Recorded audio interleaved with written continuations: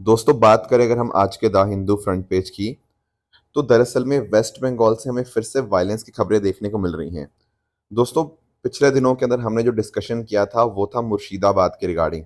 अब मुर्शिदाबाद में तो काफ़ी हद तक यहाँ पर शांति बन गई है, पर जो साउथ 24 परगना डिस्ट्रिक्ट है उसके अंदर आपको जो भानगर करके एरिया है, यहाँ पर आप नोटिस कर पाएंगे कि बहुत वायलेंस हमें देखने को मिल रही है। और इसका कारण पता क्या है? इसका कारण है वक्फ एक्ट। ठीक है, जब से दोस्तों जो वक्फ बिल है वो एक्ट बना है, उसके बाद अलग अलग एरियाज में प्रोटेस्ट होते हुए हमें देखने को मिल रहे हैं, पर यहाँ पर वो वायलेंस में तब्दील होते हुए हमें देखने को मिले। दरअसल में क्या हुआ, यहाँ पर आप नोटिस कर पाओगे कि भीड़ ने ना दरअसल में पुलिस के ऊपर अटैक कर दिया, एंड जो पुलिस की जो व्हीकल है उनको वेंडलाइज कर दिया गया यहाँ पे ऊपर। एंड इस तरह से यहाँ पर काफ़ी सारे लोगों को इस वायलेंस के अंदर इंजरीज भी हमें यहाँ पे देखने को मिल रही हैं। एंड साथ साथ अगर मैं मुर्शिदाबाद वाले केस की बात करूँ तो वहाँ पर भी पुलिस की तरफ से ये बोलना है कि 200 से भी ज़्यादा लोगों को यहाँ पे अरेस्ट किया गया है।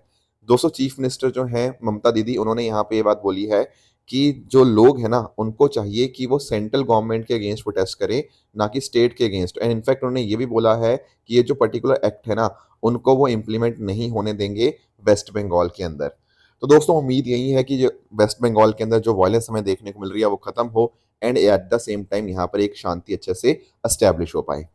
इसके साथ ही साथ आप यहाँ पर नोटिस कर सकते हो जो मेहुल चौकसी है वो उसको बेल्जियम के अंदर अरेस्ट किया गया है। दरअसल में मेहुल चौकसी और नीरव मोदी दोनों ने लगभग 13,000 करोड़ का यहाँ पे फ्रॉड किया था पंजाब नेशनल बैंक के रिगार्डिंग। एंड इसमें कुछ पंजाब नेशनल बैंक के कुछ एम्प्लॉयज भी इन्वॉल्व थे। राइट, 2018 में हमें ये केस के बारे में पता लगता है, एंड उसी टाइम के ऊपर ये दोनों जो हैं वो देश छोड़ के यहाँ पे भाग जाते हैं। सरकार बहुत टाइम से कोशिश कर रही है, एंड अब जाकर ये बेल्जियम में अरेस्ट हुआ है। तो उम्मीद ये है इंडिया को कि आने वाले समय के अंदर हम बेल्जियम से बातचीत करके इसको एक्स्ट्राडाइट यहाँ पे करवा सकते हैं। दोस्तों डेट है आज की 15 अप्रैल 2025, एंड आप सभी का स्वागत है आज के प्रीलिम बूस्टर न्यूज़ डिस्कशन में। स्टार्ट करने से पहले मैं आपको बता दूं कि इकोनॉमी रिवीजन के अंदर आज हमारा जो टॉपिक रहेगा वो रहेगा फाइनेंशियल मार्केट के रिगार्डिंग। ठीक है, तो अगर किसी बच्चों को फाइनेंशियल मार्केट को रिवाइज करना हुआ तो 10 बजे वो लाइव मेरे साथ यहाँ पे जुड़ सकते हैं इसी पर्टिकुलर यूट्यूब चैनल के ऊपर। इसके साथ ही साथ इसकी जो पीडीएफ होगी मैं आपको टेलीग्राम चैनल के ऊपर ऋषभ शर्मा सर पीडब्ल्यू यहाँ पर आपके साथ शेयर कर दूंगा। तो स्टार्ट करते हैं पहले टॉपिक के साथ, दैट इज, देखो पहले जो टॉपिक्स है ना दोनों टॉपिक्स केरला के साथ लिंक्ड है। एंड पहला टॉपिक हमें जो समझना है वो है एर्नाकुलम डिस्ट्रिक्ट के रिगार्डिंग। एर्नाकुलम डिस्ट्रिक्ट, अब आपके दिमाग में आएगा कि यार ऐसा क्या हुआ कि इसको पहला लिटरेट डिस्ट्रिक्ट केरला का घोषित किया गया। इसका सिंपल सा रीजन ये है कि यहाँ पर ना जो आपके लोग हैं, राइट, उनके अंदर डिजी केरलम प्रोजेक्ट के माध्यम से अलग अलग चीज़ें प्रोवाइड करेंगी। जैसे फॉर एग्जांपल किस तरह से लोग अलग अलग टेक्नोलॉजीज का इस्तेमाल कर सकते हैं। जैसे फॉर एग्जांपल अगर हम बात करें कंप्यूटर्स की, स्मार्टफोन्स की, इंटरनेट की, वो सब चीज़ें यहाँ पर इस पर्टिकुलर डिजी केरलम प्रोजेक्ट के माध्यम से उनको दी गई। साथ ही साथ यहाँ पर आप नोटिस कर पाओगे जैसे 1991 के अंदर वहाँ कैंपेन चला था कि लिटरेसी हमें 100% करनी है, उसी तरह से डिजिटल लिटरेसी की यहाँ बात हो रही है। सिमिलरली आप नोटिस कर पाओगे यहाँ पर लोकल सेल्फ हेल्प गवर्नमेंट जो है, उनका डिपार्टमेंट है, उनका बहुत बहुत ज़्यादा इंपॉर्टेंट रोल यहाँ पर रह रहा है। इसके अलावा आप देखिएगा कि यहाँ पर जो एज ग्रुप है ना that is with regards to 14 to 65 year, ठीक है ना, ये यहाँ पर 14 टू 65 की यहाँ पे बात हो रही है। इनको यहाँ पे हमने फुली डिजिटली लिटरेट यहाँ पे बनाया है। इसके साथ ही साथ अगर हम बात करें तो ये जो पूरा का पूरा प्रोग्राम है, राइट, इसमें information gathering, training, formal regulation of literacy achievement, ये सब चीज़ें हमें यहाँ पे होती हुई देखने को मिल जाएंगी। साथ ही साथ आप अंडरस्टैंड कर पाओगे एक केरला के बारे में एक और news that is with regards to Dharmadam. ठीक है, धर्माधमम क्या है? ये first extreme poverty free constituency हमें यहाँ पे देखने को मिल जाएगी। अब इसका क्या मतलब हुआ पॉवर्टी फ्री कॉन्स्टिट्यूंसी? देखो धर्माधमम की जब हम बात करते हैं ना तो ये पहली बात तो कन्नूर केरला के अंदर आती है, एंड यहाँ पर पूरी तरह से पॉवर्टी फ्री कॉन्स्टिट्यूंसी ये बन चुकी है।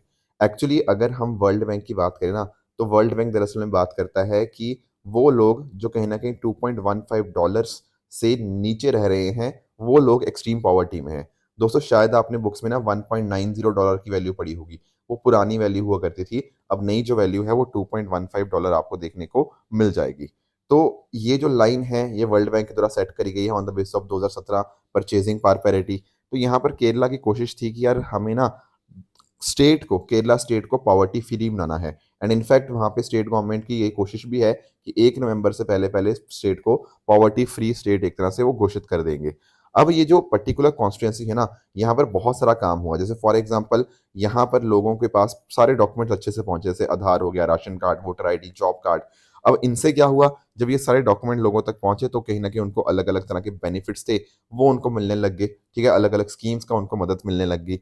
इसके अलावा ना केरला की खुद की एक स्कीम है जिसका नाम है लाइफ स्कीम।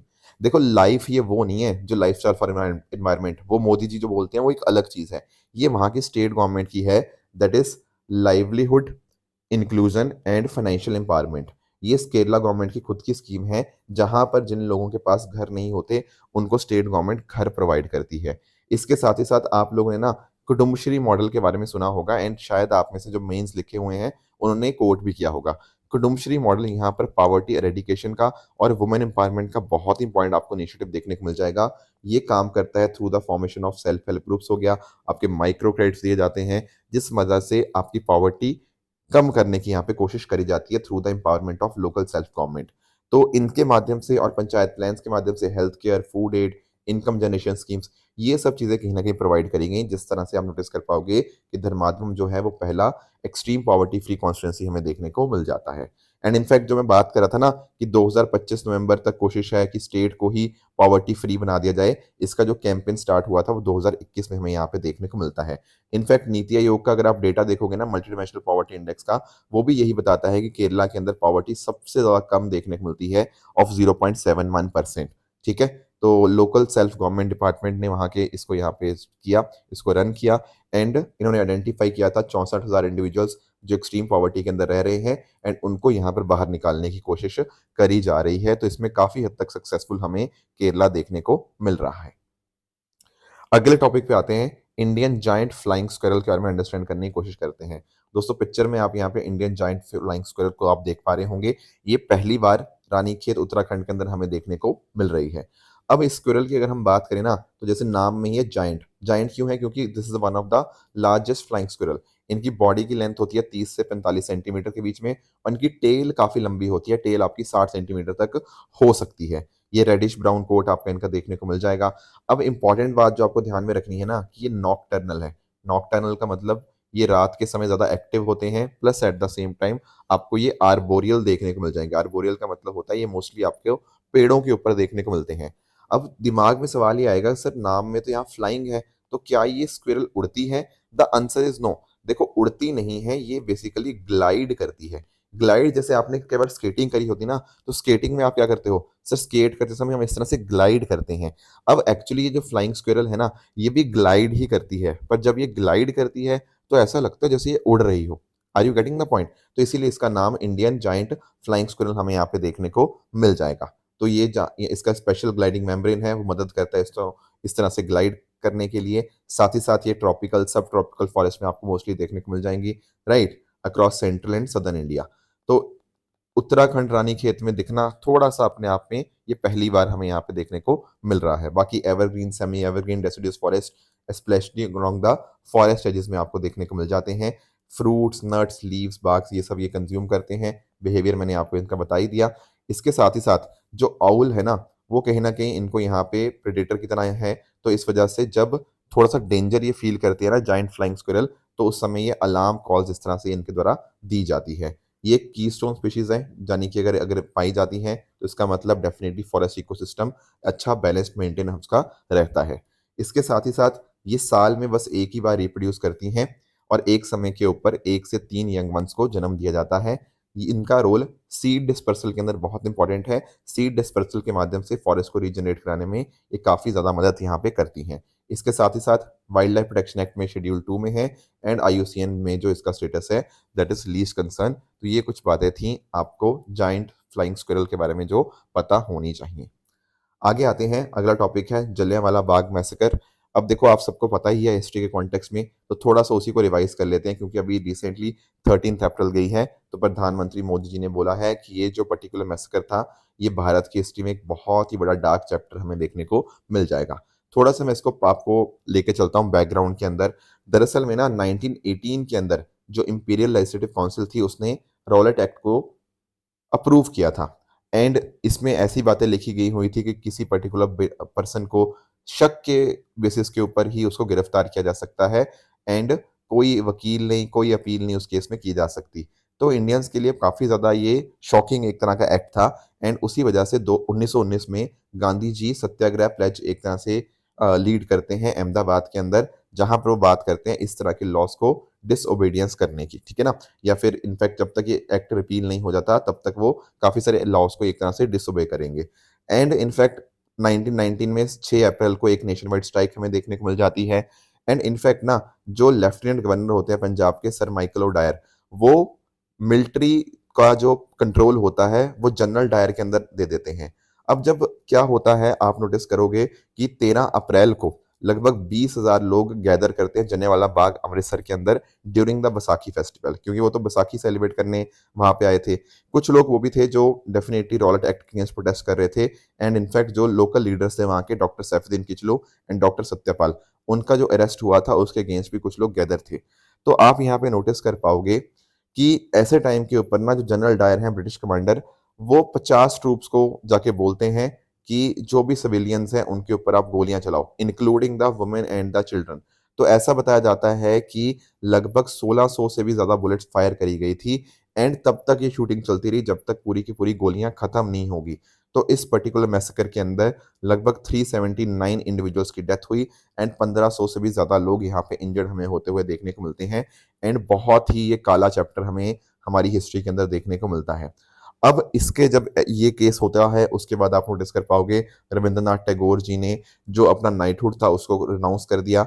उसी तरह से गांधी जी ने यंग इंडिया के अंदर जो आर्टिकल लिखा जलियांवाला बाग के ऊपर, उसने यहाँ उन्होंने यहाँ पे बात करी tragedy of first class national importance, ठीक है? इस मास्कर को उन्होंने इस तरह से डिफाइन किया एंड साथ ही साथ केसर हिंद का जो उनको टाइटल मिला था ब्रिटिश गवर्नमेंट के द्वारा, उन्होंने इसको भी छोड़ दिया। जवाहरलाल नेहरू जी ने भी इस पर्टिकुलर मैसेकर को कंडेम किया by calling it a monstrous crime against the innocent civilians. तो आप नोटिस कर पाओगे कि इस तरह से ब्रिटिशर्स ने सप्रेस करने की कोशिश करी। इवन गांधी जी को भी पंजाब के अंदर एंटर करने नहीं दिया गया। बाद में जाके एक हंटर कमीशन या हंटर कमेटी बनती है 1919 के अंदर, ताकि चेक किया जा पाए कि इस इंसिडेंट को इन्वेस्टिगेट किया जा पाए। अब देखो यार, ये जो पर्टिकुलर कमेटी थी ना, ये बनी थी अंडर जो हंटर थे, ठीक है, लॉर्ड विलियम हंटर। तो उन्हीं के नाम के ऊपर एक कमीशन आपको देखने को मिल जाएगा। इसका एक्चुअल नाम था डिसऑर्डर इंक्वायरी कमेटी। देखो, एक ना 1882 के अंदर हंटर कमीशन बना था, वो एजुकेशन के कॉन्टेक्स्ट में था, वो अलग था। ये हंटर कमेटी जो 1919 में बनी, ये जनरल डायर के रिगार्डिंग थी कि देखा जाए कि क्या क्या उन्होंने गलत किया है इसके रिगार्डिंग। एंड इनफैक्ट अगर हम इस पर्टिकुलर कमीशन की बात करें ना, कमेटी की बात करें, तो इन्होंने डायर को कंडेम तो किया कि आपने जो किया वो ठीक नहीं था, पर कोई खास उनके अगेंस्ट एक्शन नहीं लिया। तो बहुत ही माइल्ड रिस्पॉन्स था इन चीज़ों के regarding.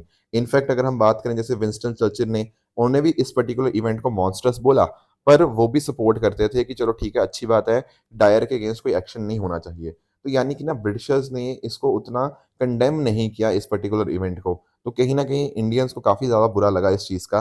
Plus at the same time हमारी हिस्ट्री के अंदर बहुत इंपॉर्टेंट इसका एक टर्निंग पॉइंट हमें देखने को मिल जाता है, जहाँ हमें क्लियरली पता लग जाता है कि ब्रिटिशर्स हमारे से क्या चाहते हैं।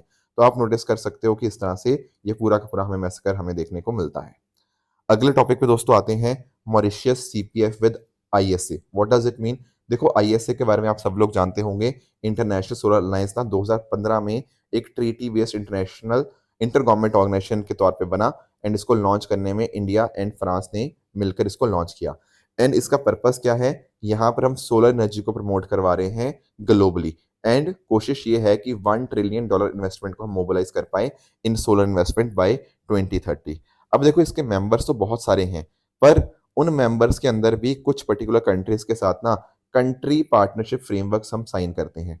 What does it mean? देखो, एक्चुअली क्या होता है ना, कुछ पर्टिकुलर कंट्रीज चाहती हैं कि जो भी उनके नेशनल टारगेट्स हैं, नेशनल टारगेट रिन्यूएबल एनर्जी के, उनके अंदर हम लंबे समय तक कोऑपरेशन कर पाएं।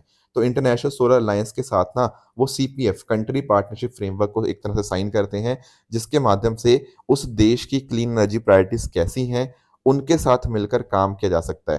तो यानी कि ना ये सीपीएफ क्या होगा, एक तरह का स्ट्रक्चर्ड प्लेटफॉर्म होगा, जो कि उनकी देश की नीतियों को अलाइन करवाएगा with the international solar alliance के जो ऑब्जेक्टिव्स हैं। तो इस तरह से आप नोटिस कर पाओगे एक long and medium term cooperation आपको देखने को मिल जाएगा।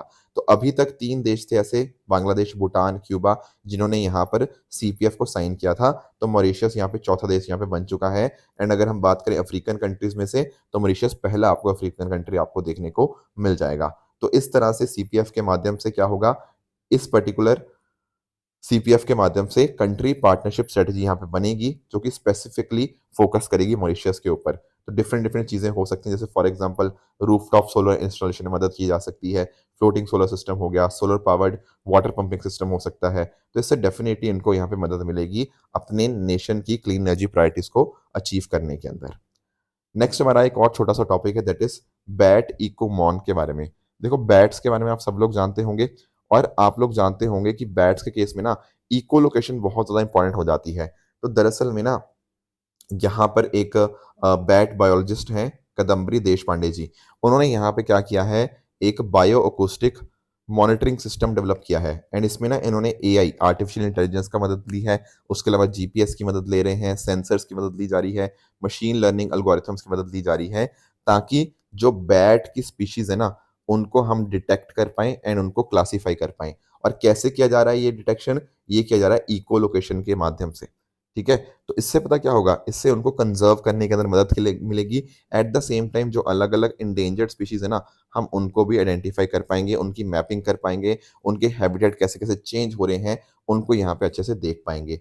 अब पहले भी ऐसे सिस्टम थे, पर दिक्कत क्या थी ना, पहले ऐसे सिस्टम में महीनों लग जाते थे चीज़ें डिटेक्ट करने के लिए। अब कुछ ही घंटे के अंदर हम ये सारी चीज़ें डिटेक्ट कर पाएँगे, उनको रिकॉर्ड कर पाएँगे, एनालाइज़ कर पाएँगे, उनको क्लासिफाई कर पाएँगे, क्योंकि हमने अच्छे से टेक्नोलॉजी का यहाँ पे इस्तेमाल यहाँ पे करा है। तो आप नोटिस कर पाओगे इसके फुल फॉर्म क्या है, bat echo location monitoring. And ये ऑटोमेटेड सिस्टम है जो रियल टाइम के अंदर बैट कॉल्स को यहाँ पे एनालाइज करता है, और इंडिया का ये पहला सिस्टम आपको देखने को मिल जाएगा। मतलब सिस्टम पहले भी थे, यहाँ पर रियल टाइम के बेसिस के ऊपर इंडिया का ये पहला सिस्टम हमें देखने को मिल जाएगा। तो काफ़ी इंपॉर्टेंट बन जाता है बैट मॉनिटरिंग के अंदर, एंड टाइम एंड एफर्ट भी यहाँ पे हमें सेव होता हुआ देखने को मिल जाएगा। दोस्तों, बात करें आपके प्लेसेस इन न्यूज़ की, तो आज का आपका जो होमवर्क है वो है फॉकलैंड आइलैंड्स के बारे में। इसको आप पढ़ेंगे एंड इसका आप बताएंगे कि आखिर ये न्यूज़ में क्यों है एंड इनका क्या इंपॉर्टेंस है। बाकी कल जो मैंने आपको सुमेध गैस पाइपलाइन के बारे में होमवर्क दिया था, दरअसल में ये है आपकी सुमेध गैस पाइपलाइन। इसको सुमेध पाइपलाइन, या फिर आप लोग इसको सुएज मेडिटेरियन पाइपलाइन के नाम से भी जानते हैं। एक्चुअली में आप नोटिस कर पाओगे, जब हम बात करते हैं ना रेड सी की, तो रेड सी को आपके मेडिटेरियन सी के साथ कनेक्ट करने के लिए बहुत इंपॉर्टेंट आपको रूट देखने को मिल जाएगा। तो इजिप्ट के माध्यम से आपको ये रूट जाता हुआ देखने को मिल जाएगा, and it serves as an alternative to Suez canal. ठीक है? बड़े बड़े टैंकर्स हो गया, या मान लो पर्शियन गल्फ से यूरोप तक आपका ऑयल लेके जाना है, तो वहां पर बहुत ज़्यादा ये मदद करेगा। ऑयल ट्रांसपोर्टेशन जो टूल है, जो आपका रूट है, आपको यहाँ पे जो सुमेध पाइपलाइन के माध्यम से देखने को मिलेगा। तो ये भी आपको कॉन्टेक्स्ट में पता होना चाहिए। दोस्तों, बात करें अगर ट्रू एंड फॉल्स स्टेटमेंट्स की, कुछ स्टेटमेंट्स हैं, इनको पढ़िएगा, बताइएगा इनमें से कौन सा सही है, कौन सा गलत है। एंड कल जो होमवर्क दिया था मैंने बहिष्कृत हितकारिणी सभा के रिगार्डिंग, तो दोस्तों बिल्कुल डॉक्टर बी आर अम्बेडकर के जी के द्वारा ही यहाँ पे इसको फॉर्म किया गया है। ये स्टेटमेंट अपने आप में करेक्ट है। गौरव की बात करें, तो ये सुपरसोनिक क्रूज मिसाइल नहीं, बल्कि आपका लॉन्ग रेंज ग्लाइड बॉम्ब आपको देखने को मिलेगा। तो ये सेकंड स्टेटमेंट आपका इनकरेक्ट हो जाएगा। बाकी इंडेक्स ऑफ इंडस्ट्रियल प्रोडक्शन की बात करें ना, तो ये एनएसओ जो है ना, national statistical office under MoSPI, वो यहाँ पे रिलीज करता है आईआईपी को। तो इसलिए ये स्टेटमेंट भी आपका इनकरेक्ट बन जाएगा। दोस्तों, ये थी हमारी आज की डिस्कशन। इसी तरह से आप सब लोग अपने एंड पे हार्डवर्क करते रहिए। Thank you so much for joining. All the very best.